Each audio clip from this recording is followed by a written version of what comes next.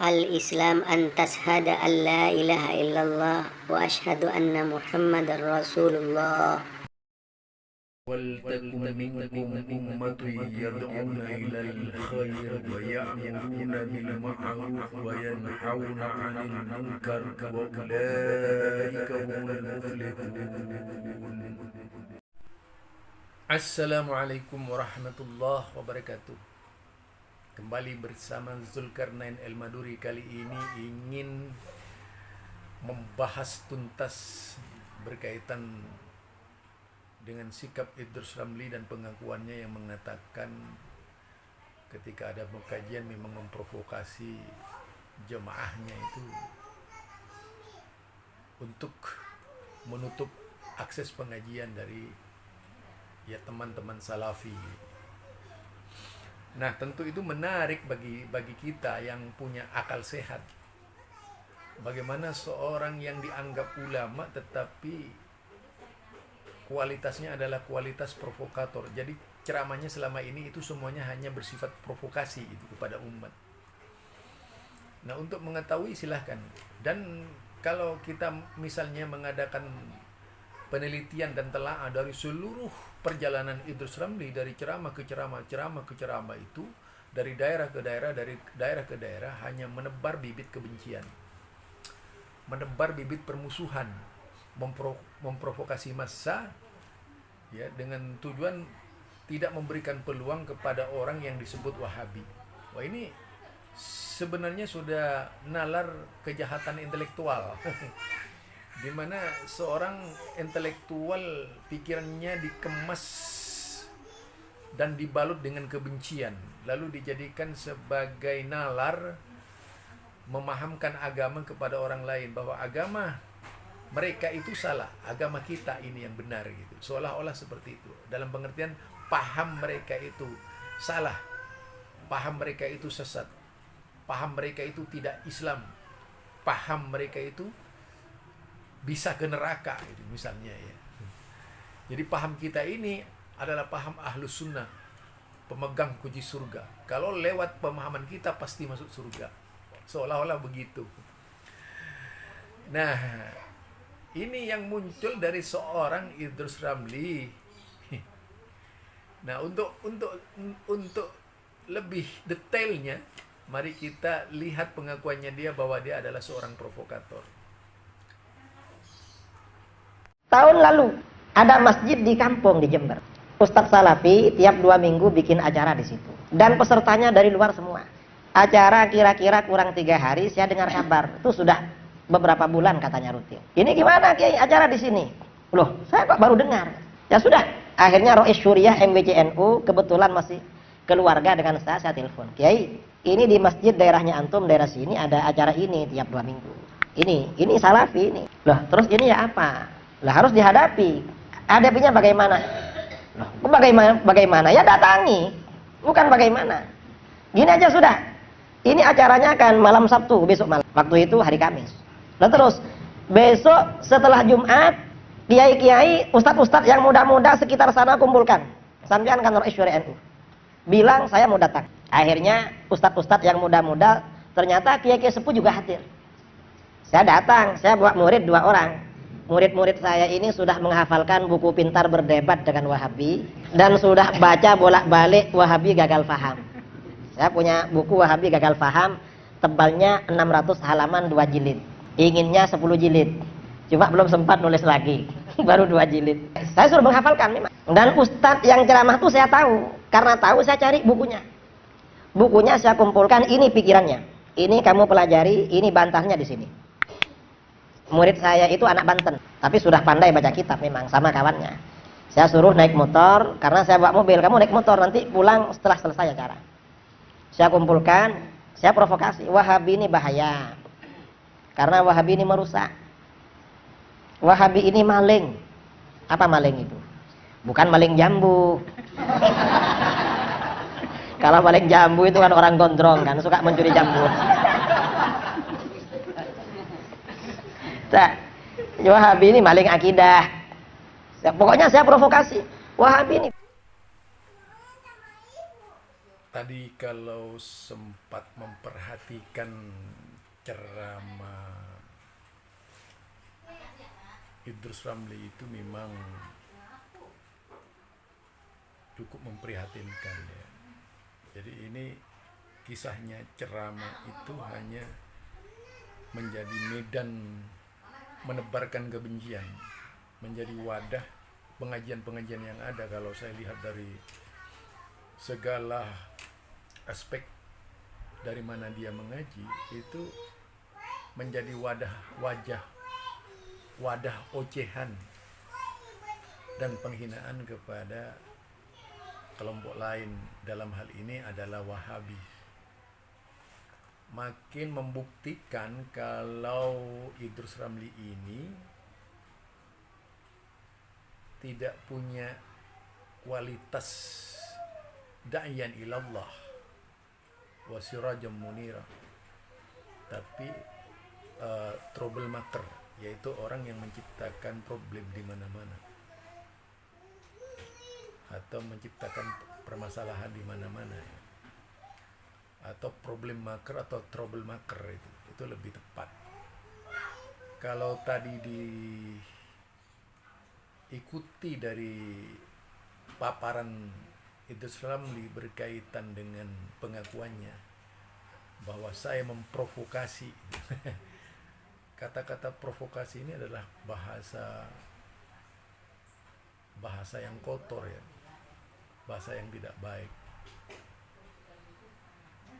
Artinya dia mengakui kalau dia adalah seorang provokator gitu. Dalam hal ini untuk menimbulkan kaos di tengah-tengah umat yang berpaham berbeda-beda. Karena jika dilihat dari aksi-aksinya itu, Idrus Ramli selalu memaparkan kalimat-kalimat yang sifatnya permusuhan. Bayangkan saja, jangankan kepada Salafi, kepada Muhammadiyah juga ngeritik seenak perutnya gitu. Kemudian juga kepada NU yang dianggap tidak lurus itu juga mengkritisi semau-maunya gitu. Artinya di dalam hal ini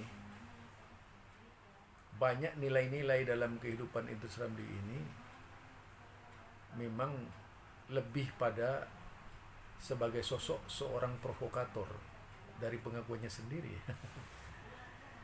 Ketika dia menyatakan maling akidah, dia juga sebenarnya maling gitu di dalam persoalan akidah juga tentunya. Nah, kalimat-kalimat seperti itu keluar dari Idrus Ramli yang membuktikan keberadaan dirinya sebagai orang yang konon katanya ahli agama, tapi kerjanya tukang fitnah. Dari pengakuannya dia adalah provokator gitu. Jadi kalau memprovokasi itu provokator lah. Kerjanya provokator itu adalah memprovokasi. Makanya saya tulis The Provocator. Itu judulnya ya. Jadi provokator ini ya indikasinya tadi pengakuannya. Artinya sudah tidak ada jalan lain kecuali dengan berbagai macam cara yang dilakukan selain dari gerakan-gerakannya yang tidak pernah berhenti di dalam perjalanannya menumpas Wahabi itu, menganggap Wahabi dan lain-lainnya yang tidak searah dengan pemikirnya sebagai musuh yang harus diserang, karena ingin dikatakan sebagai seorang yang memiliki kemampuan, padahal menunjukkan kelemahan dirinya yang penuh dengan syahwat dan hawa nafsu. Bukan penuh ilmu dan keadaban juga soleh. Tidak ada kata-kata orang soleh di situ. Jadi justru yang menunjukkan su'ul adab di dalam memahamkan agama. Itu ya yang kalau kita lihat dari perkataan Idrus Ramli. Jadi itu yang saya maksudkan dari Idrus Ramli. Ketika dia teriak maling, sebenarnya juga maling gitu. Jika saya melihat dari berbagai macam macam perkataannya, dari awal sampai akhir, dari sekian episode ceramah-ceramahnya, mana ada yang membawa kedamaian. Ceramahnya di mana-mana itu mengundang perang. Jadi tidak ada satupun kalimat di sana itu yang tersurat, walaupun kadang-kadang berkedok, orangnya itu berkedok NKRI juga, tapi dia sifatnya provokatif gitu. Bahkan merasa lebih dari presiden gitu, merasa lebih dari menteri agama, merasa lebih dari yang lain-lainnya gitu. Merasa lebih dari majelis ulama. Ada majelis ulama kok. Apa majelis ulama sudah dianggap bodoh oleh Idrus Ramli itu, sehingga sikap-sikapnya itu menunjukkan sikap sebagai seorang preman jalanan di dalam memahamkan agama, bukan sebagai seorang ustadz. Itu kalau saya memahami ya kalimatnya, yang seharusnya tidak sama sekali lahir dari seorang yang soleh. Orang soleh dan tawadhu itu adalah orang yang memang memiliki kualitas iman dan perkataan-perkataan yang soleh, bukan perkataan-perkataan yang buruk. Yang bisa menilai buruk dan solehnya seseorang itu adalah orang yang mengerti. Ya, kita kadang-kadang kan gampang, yaitu menciptakan jemaah, tetapi sebenarnya mau diarahkan kemana jemaah kita? Ini ya dari saya. Ini bahaya. Akhirnya kiai-kiai itu marah semua. Ya gimana ini Gus? Gimana ini? Lah makanya jangan tinggal diam. Nanti ini acara Wahabi ada di sini. Ini harus diselesaikan. Itulah tadi dari Idrus Ramli ya, yang dengan sengaja melontarkan anti Wahabi, bahkan memprovokasi massa dari pengakuannya, yaitu jemaahnya sendiri, muridnya sendiri terlibat dalam provokasinya itu agar mengikuti langkah-langkahnya. Tentu merupakan jiwa para petualang yang gersang dari, yaitu yang dikatakan ibadur rahman. Jadi tidak termasuk dalam kategori ibadur rahman. Juga tidak termasuk orang yang saleh, dan tidak termasuk kepada kelompok khairun nas. Khairun nas itu manusia yang pilihan ya, manusia baik gitu.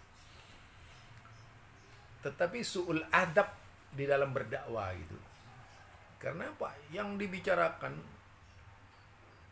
setiap ada pengajian, dimanapun pengajian itu ada, pasti yang diangkat adalah kebencian kepada Wahabi. Saya ingat sebuah hadis ya. Kalau dibaca hadis dari Rasulullah Sallallahu Alaihi Wasallam, orang akan mati itu dengan kesenangannya, kebiasaannya. Ya, kalau biasa membenci Wahabi, dia matinya mati dalam keadaan benci kepada Wahabi. Bisa-bisa ketika dulu itu siapa namanya ya, seorang yang meninggal dari salah seorang penjajah yang kemudian menyebut wanita-wanitanya yang dicintainya semuanya ya. Jadi di dalam hadis dikatakan bahwa orang itu akan mati dengan kebiasaannya.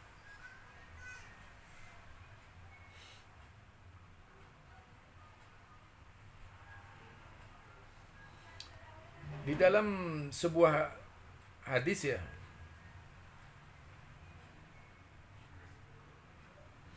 dalam sebuah hadis saya masih dengar dari siapa artikel ini.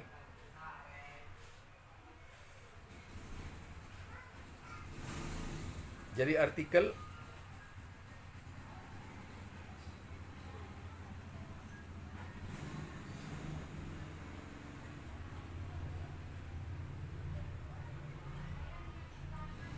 Ini cerita dari saya masih teringat dengan ceritanya Ustadz Ade Hidayat ya. Jadi wafat atau meninggal adalah sesuatu hal yang pasti dialami oleh setiap makhluk Allah Subhanahu wa taala yang bernyawa. Dan harapan setiap umat muslim adalah kelak ketika Allah panggil dapat meninggal dalam keadaan baik atau husnul khotimah. Lantas benarkah seorang akan meninggal atau diwafatkan oleh Allah berdasarkan kebiasaannya yang ia lakukan setiap harinya? Ini. Nah, menjawab pertanyaan tersebut, Ustadz Ade Hidayat menjelaskan melalui sebuah contoh sederhana. Ada seorang laki-laki berusia 65 tahun. Kebiasaannya adalah datang ke masjid untuk sholat berjamaah. Kalau itu ia datang untuk menunaikan sholat subuh. Laki-laki paruh bayah tersebut kemudian didapati terjatuh dan meninggal dunia. Ia berpulang menghadap Allah Subhanahu wa taala dengan kebiasaan yang baik dan di tempat yang sangat mulia. Dan benar kata Nabi, seorang akan diwafatkan berdasarkan kebiasaannya. Lah kita lihat ya, orang-orang kebiasaan, ada orang yang biasa dengan hidung belang misalnya itu. Dia mati di kamar hotel lagi melakukan hubungan maksiat. Ya. Ada orang yang biasa mencuri mati dalam keadaan mencuri karena ditembak oleh petugas keamanan. Ada orang yang mati morfinis itu karena kebiasaannya morfin, dia mati juga dalam keadaan terbunuh. Karena kebiasaannya mengkonsumsi morfin tadi itu. Nah, jadi Idrus Ramli ini kan morfinis anti Wahabi. Artinya banyak membenci Wahabi dan paling getol kebenciannya. Tetapi mudah-mudahan dia tidak seperti itu ya. Tetapi itu bisa saja terjadi suatu saat Idrus Ramli meninggal itu dengan menyebut Wahabi kemudian mati. Bukan menyebut Allah tapi Wahabi. Ini barangkali dari saya sekedar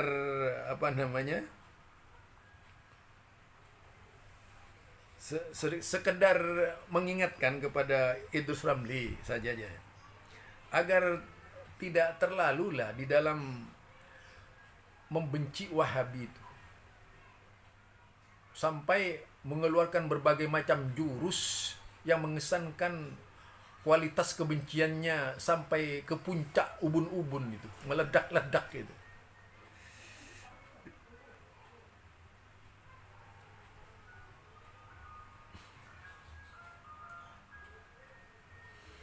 Di dalam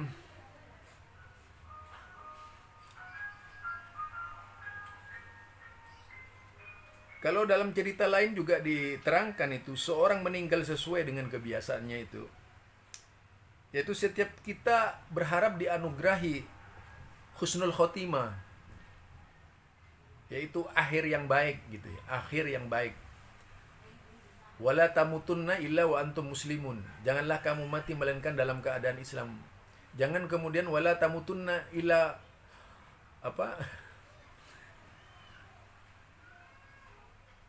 yaitu janganlah kamu mati dengan melainkan dalam keadaan menyebut Wahabi, enggak itu. Jadi illa wa antum muslimun. Jangan sampai itu terjadi.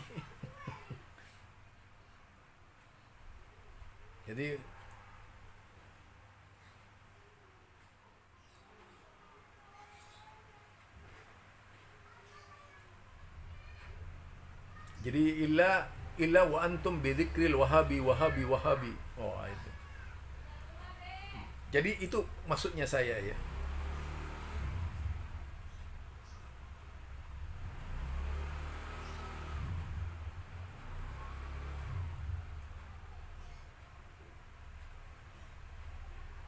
Di dalam hadis Nabi itu jelas sekali bahwa sesungguhnya seseorang akan dicabut nyawanya berdasarkan kehidupan yang biasa ia jalankan. Ya, Amir bin Abdullah mendengar muadzin memandangkan adzan untuk sholat maghrib padahal ia dalam kondisi sakaratul maut pada nafas-nafas terakhir. Maka ia pun berkata, pegang tanganku ke masjid. Mereka pun berkata, engkau dalam kondisi sakit. Biarpun berkata, aku mendengar muadzin menggunakan adzan sedangkan aku tidak menjawab. panggillah, pegang tanganku.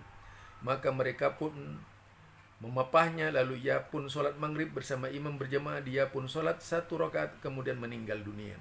Tarikh al-Islam yaitu. Jadi kalau saya lihat di dalam kehidupan sehari-hari seperti itu. Itu dalam acara Buru Sergap di TV itu ya, bisa kita lihat siapa yang mati-mati karena kebiasaannya. Ya, seorang maling mati karena kebiasaannya mencuri gitu. Kemudian seorang yang morfinis saya sebutkan tadi mati karena kebiasaannya. Akhirnya setelah lari dibekuk oleh polisi, ditembak karena mereka melawan dan sebagainya. Banyak mereka yang aneh-aneh matinya itu. Nah, ya mudah-mudahan itu tidak terjadi pada Idrus Ramli. Walaupun saya sebagai seorang muslim masih mendoakan mudah-mudahan dia baik matinya gitu.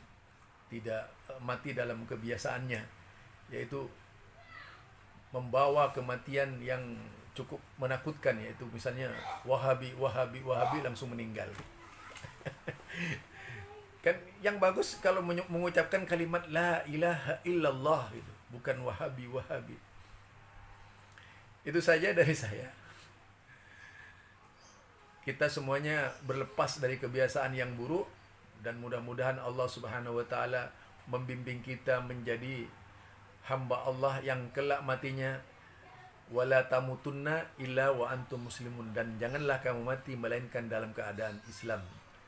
Dalam akhir perjalanan kita yang ada adalah husnul khotimah. Husnul khotimah itu bukan pada saat berakhir kematian. Husnul khotimah itu ada tanda-tandanya. Jadi kalau sejak awal sampai perjalanan hidupnya mati dengan membawa kebencian, itu bukan husnul khotimah lagi. Nah, inilah dari saya. Salam damai. Subhanakallahumma wa bihamdika asyhadu an la ilaha illa anta astaghfiruka wa atubu ilaik. Assalamualaikum warahmatullahi wabarakatuh.